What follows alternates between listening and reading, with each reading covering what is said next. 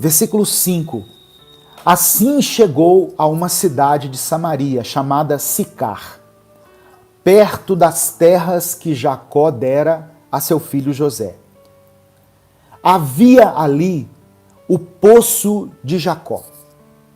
Jesus chegou em Samaria, num lugar chamado Sicar, perto das terras que Jacó deu a José, e ele chegou próximo a um poço.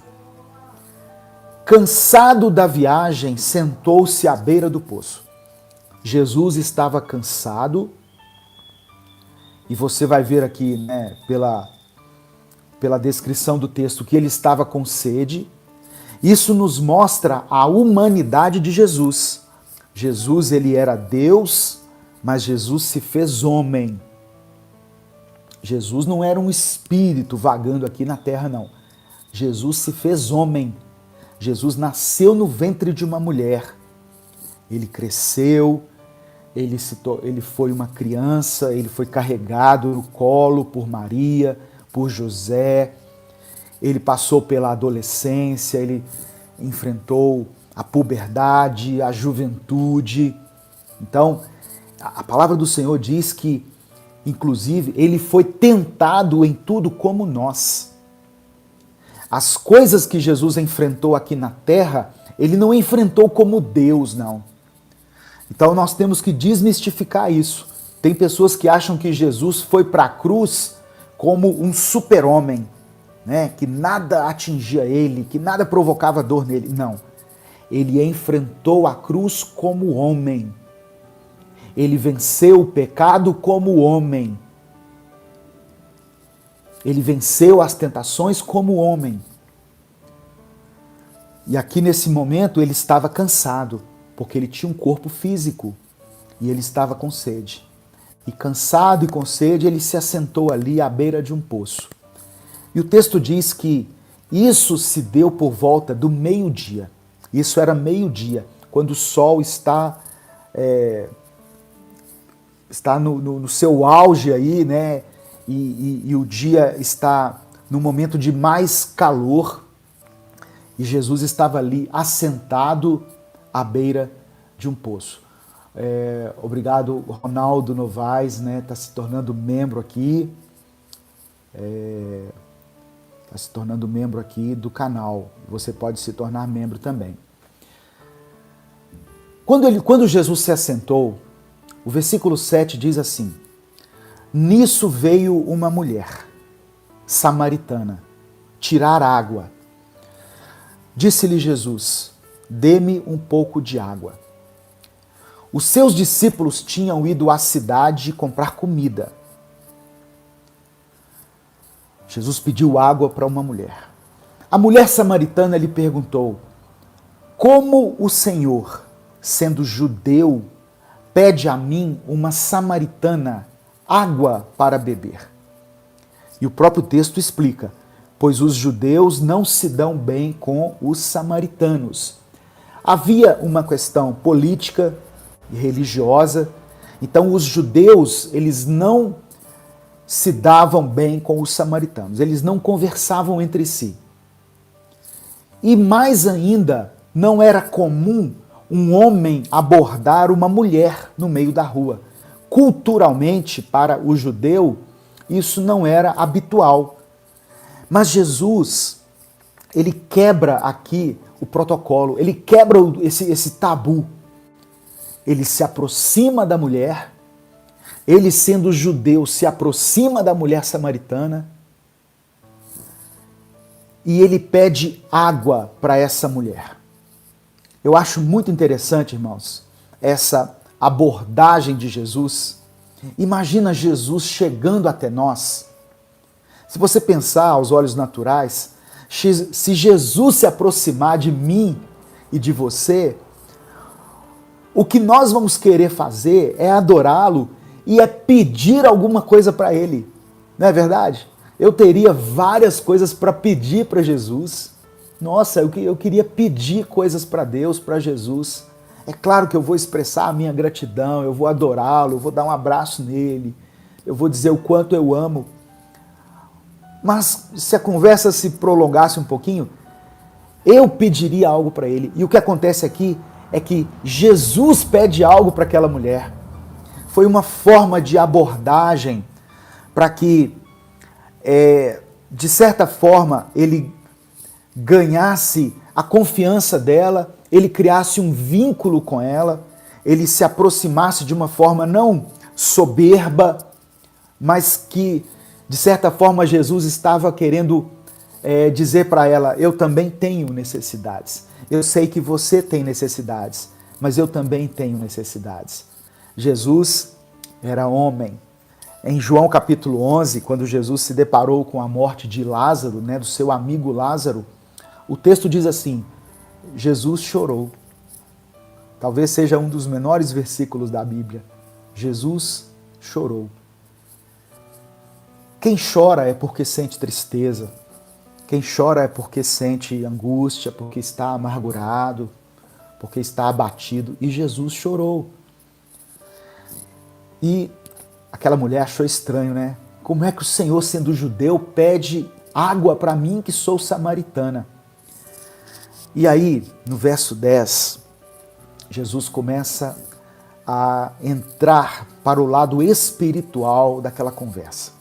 Jesus responde assim: olha, se você conhecesse o dom de Deus e quem lhe está pedindo água, você lhe teria pedido e ele lhe teria dado água viva. Disse a mulher: o Senhor não tem com que tirar a água e o poço é fundo. Onde pode conseguir essa água viva? Acaso o Senhor é maior do que o nosso pai Jacó, que nos deu o poço do qual ele mesmo bebeu, bem como os seus filhos e o seu gado? Jesus respondeu: quem beber dessa água terá sede outra vez. Mas quem beber da água que eu lhe der nunca mais terá sede. Pelo contrário, a água que eu lhe der se tornará nele uma fonte de água a jorrar para a vida eterna. Presta atenção.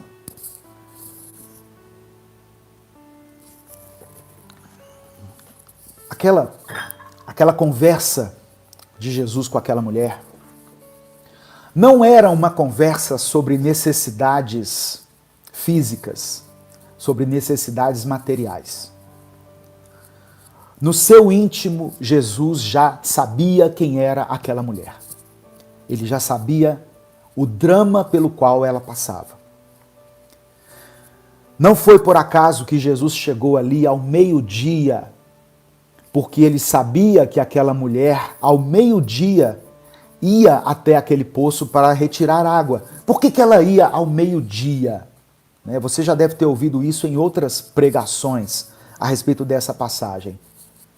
Se você for pensar, o momento ideal do dia para você ir num poço buscar água, sair debaixo do sol para buscar água num poço, para carregar um balde pesado, o melhor horário seria na parte da manhã, quando o sol está mais brando, ou na parte da tarde, depois que o sol se pôs. Você procuraria fazer isso num momento que não estivesse fazendo tanto calor. Mas aquela mulher ia ao meio-dia. Por que ela ia ao meio-dia? Porque esse era um horário em que ninguém mais ia. A maioria das pessoas estava nas suas casas. E aquela mulher era uma mulher condenada pela sociedade. Você vai ver no texto aqui que ela era uma mulher que já havia tido vários maridos. Então, a mulher que teve vários maridos, para a sociedade judaica, ela era uma mulher adúltera. Ela era uma prostituta. Já teve vários homens, já passou na mão de vários homens. Então, aquela mulher, para evitar o contato social, ela ia buscar água ao meio-dia. Só que Jesus se aproxima dela não para julgá-la, não para condená-la. Jesus, ele se aproxima dela para salvá-la. para transformar a sua vida. E quando ela diz que Jesus não tinha o balde para tirar água, a jarra para tirar água, né? Jesus oferece a ela um outro tipo de água. Era como se Jesus estivesse dizendo: eu estou falando de uma necessidade espiritual e não de uma necessidade física. Eu gosto muito de Provérbios 27. Provérbios 27, deixa eu ver se eu abro aqui. Provérbios 27, versículo 7. Onde Salomão fala sobre a alma faminta, a alma que não está saciada. Olha o que Salomão escreveu. Provérbios capítulo 7, versículo 7. A alma farta pisa o favo de mel, mas para a alma faminta todo o amargo é doce. Presta atenção nesse versículo. Ele fala que existem almas fartas, almas saciadas, mas também existem almas famintas. Almas que estão buscando por alguma coisa, querendo alguma coisa. A alma farta, a alma que está saciada, ou seja, a pessoa que está bem consigo mesma, que está bem com Deus, que está bem com as pessoas, ela pisa o favo de mel. Ou seja, por melhor que seja aquilo que você oferecer para ela, ela vai pensar muitas vezes antes de aceitar, de dizer o sim. Ou seja, a alma farta, aquele que está saciado, ele rejeita até a sobremesa. Ele pisa o favo de mel. Mas, para a alma faminta, até o amargo é doce. Entenda isso que eu quero dizer para você. Quando eu li essa passagem aqui, eu comecei a entender por que tantas pessoas permanecem em relacionamentos que todo mundo está vendo, todo mundo já percebeu que é prejudicial para ela. Todo mundo já viu que ele ou ela são pessoas dominadoras, são pessoas tóxicas, são pessoas que prejudicam o desenvolvimento espiritual dela, o desenvolvimento emocional, mas mesmo assim ela permanece ao lado dele, ele permanece ao lado dela. Por quê? Porque para a alma faminta, até o amargo é doce. Amém? Até o amargo é doce. Até aquilo que está prejudicando você parece que é uma coisa boa, porque a sua alma está faminta.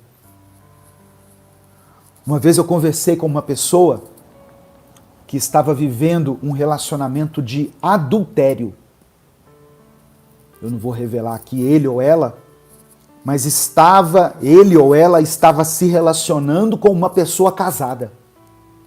E eu tentando convencer ele de que aquilo era loucura. E ele dizendo assim, não, mas ele ou ela, mas a gente ora juntos, a gente pede a Deus para nos abençoar, a gente vai na igreja juntos. E eu falando, meu irmão, minha irmã, ele é casado, ela é casada, não tem como Deus abençoar um negócio desse. Você está numa situação de adultério. Só que a pessoa estava tão cega de paixão, a alma estava tão faminta, que para ela, aquilo que aos olhos de todas as pessoas era amargo, mas para aquela pessoa era algo doce. A alma farta pisa o favo de mel, mas para a alma faminta todo o amargo é doce. Jesus identificou na mulher samaritana uma alma faminta, uma alma que... Não entreguei não, irmão Paulo que colocou aqui? Não entreguei não. Eu falei até para confundir mesmo. Deixa eu ver quem falou aqui. Você, ele entregou, é ele. O Bruno Pires de Souza, é ele, acabou entregando. Não, pode ser ele, pode ser ela. Eu falei mais para confundir mesmo. Jesus identificou na mulher samaritana uma alma faminta. E ele confirmou isso, ele queria ouvir da própria voz dela, quando ele diz assim, olha, eu tenho uma água para te oferecer que ela vai saciar essa sede que você tem. E ela não vai saciar somente agora, ela vai saciar para sempre. Jesus não estava falando de uma sede física, mas de uma sede espiritual.